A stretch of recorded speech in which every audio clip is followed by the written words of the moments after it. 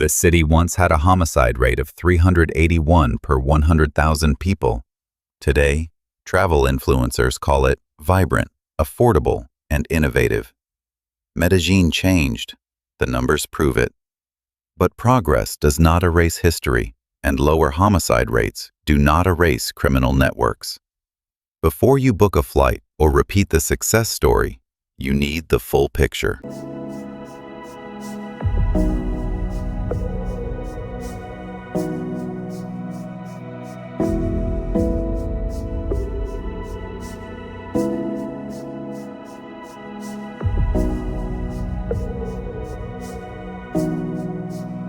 In 1991, Medellín recorded 6,349 murders in a single year.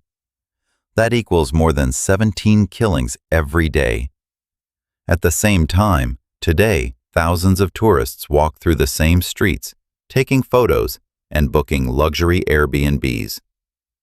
How did a city once labeled the most dangerous on earth become one of Latin America's fastest-growing tourist destinations? And what part of the story is missing from the headlines? Stay with me, because the truth is more complex than the transformation narrative you have heard. Medellín. Once labeled the most dangerous city on earth, today promoted as a digital nomad hub and tourist hotspot. You have seen the headlines. You have seen the drone shots of green mountains and high-rise apartments. You have heard about transformation. The real story is more complex. You deserve the full picture. In 1991, Medellín recorded 6,349 homicides. The homicide rate reached 381 per 100,000 residents. No city in the world reported a higher rate that year. Drug cartels controlled entire neighborhoods. Car bombs exploded in commercial districts. Police officers, judges, journalists, and presidential candidates were assassinated. The name Pablo Escobar became global shorthand for violence. Fear shaped daily life. Escobar was killed in December 1993. Homicide levels dropped, but violence did not disappear. Armed groups linked to paramilitaries and guerrillas fought for control of drug routes and extortion networks. In 2002, the homicide rate still stood at 184 per 100,000. Whole districts, such as Comuna 13, experienced military operations and clashes that displaced thousands. The conflict shifted form rather than ending.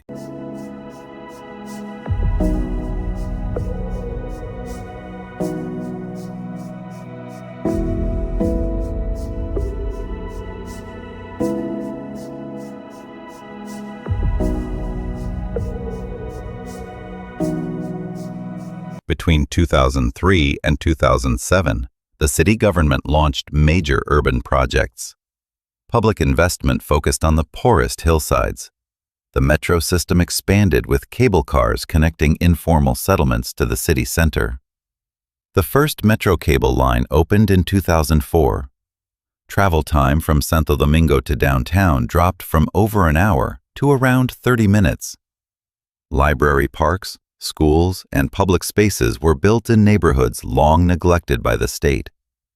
Violence fell during this period. By 2007, the homicide rate dropped to 29 per 100,000. International media began calling Medellín a success story. In 2013, the Urban Land Institute named it Innovative City of the Year. The city government reported steady reductions in poverty. According to Colombia's National Statistics Agency, monetary poverty in Medellín decreased from 49.7% in 2002 to 14.1% in 2019. Tourism followed the security gains. In 2010, Colombia received 2.3 million international visitors. By 2019, that figure reached 4.5 million. Medellín became a key destination. The José María Cordova International Airport reported 11 million passengers in 2019, more than double the number in 2008. Airbnb listings expanded rapidly. Neighborhoods such as El Poblado and Laureles turned into hubs for short-term rentals and nightlife.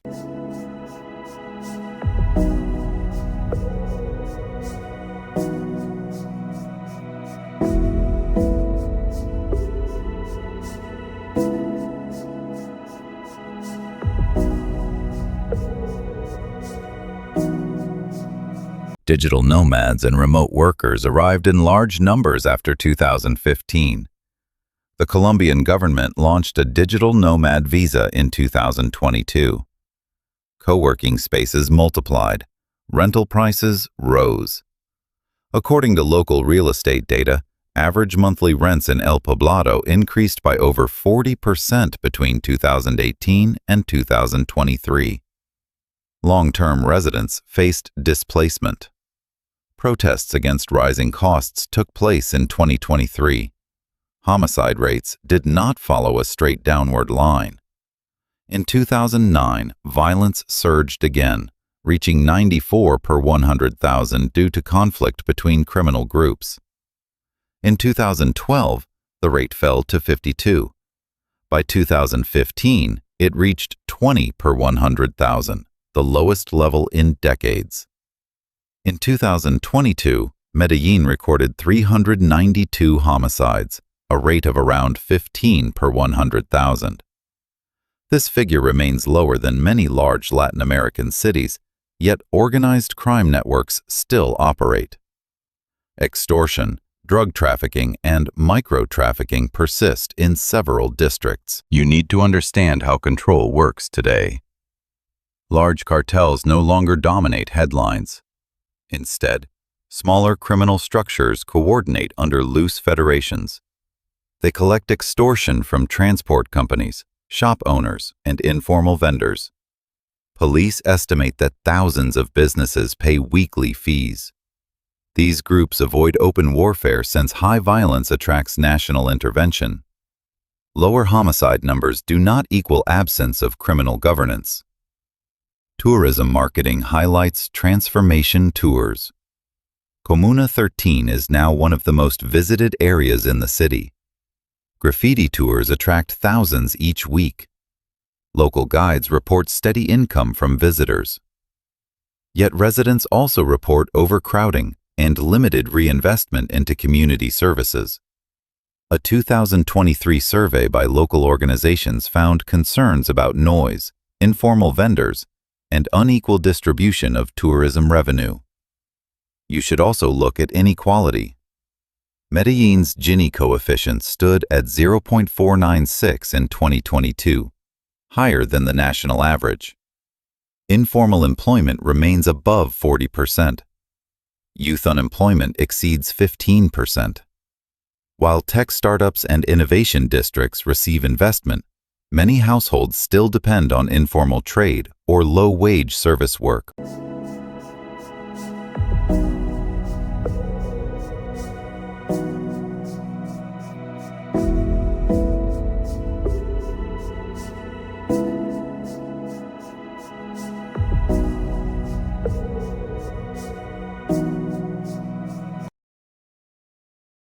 Public transport expansion is often cited as proof of transformation. The metro system now carries over 1 million passengers per day across trains, cable cars, trams, and buses. Access to jobs and education improved in connected neighborhoods. Studies from local universities link transport integration to reductions in homicide rates in specific zones. Access to the city core reduced isolation and increased state presence. You also need to consider migration. Since 2015, Colombia has received over 2.5 million Venezuelan migrants. Medellín hosts tens of thousands. Many work in informal sectors. This influx increased pressure on housing and social services. At the same time, migrants contribute to local commerce and labor markets. Tourist safety varies by location. Central nightlife districts report robberies targeting foreigners. Police data show an increase in reported thefts in tourist zones between 2021 and 2023. High-profile cases involving foreign visitors gained media attention. Authorities increased patrols and surveillance in response. Visitors face lower risk than in the early 1990s, yet situational awareness remains necessary.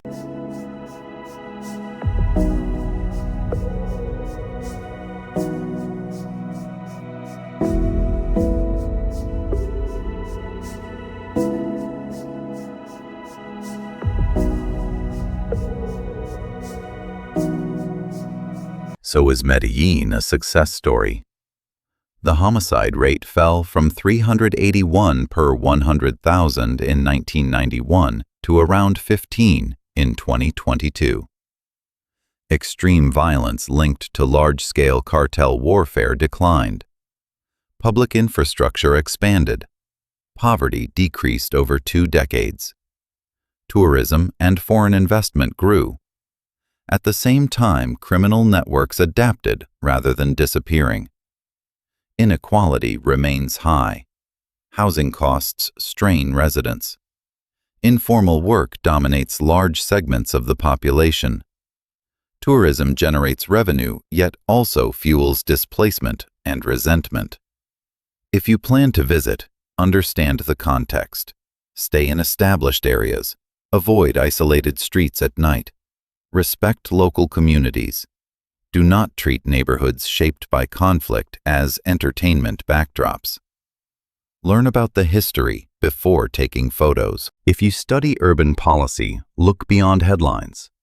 Targeted public investment, transport integration, and social programs played measurable roles in reducing violence. Stable security conditions encouraged private investment. Yet, long-term stability depends on reducing inequality, strengthening institutions, and offering alternatives to criminal economies. Medellín changed. The data confirm major progress since the early 1990s. The label of world's most dangerous city no longer fits. The label of tourist hotspot reflects current economic trends.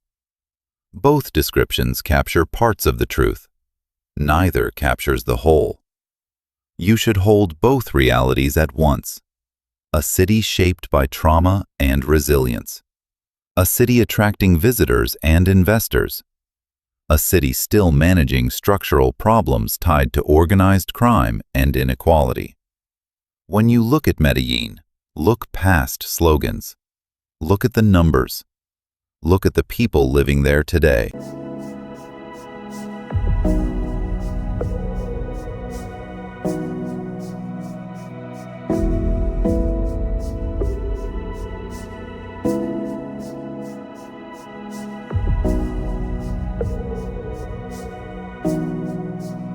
Medellín is not a simple redemption story. Homicide rates fell from 381 per 100,000 in 1991 to around 15 in recent years. Infrastructure expanded. Poverty declined. Tourism grew. At the same time, inequality remains high. Criminal structures still collect extortion. Housing prices push residents out of central districts. When you hear that Medellín transformed, ask how and at what cost.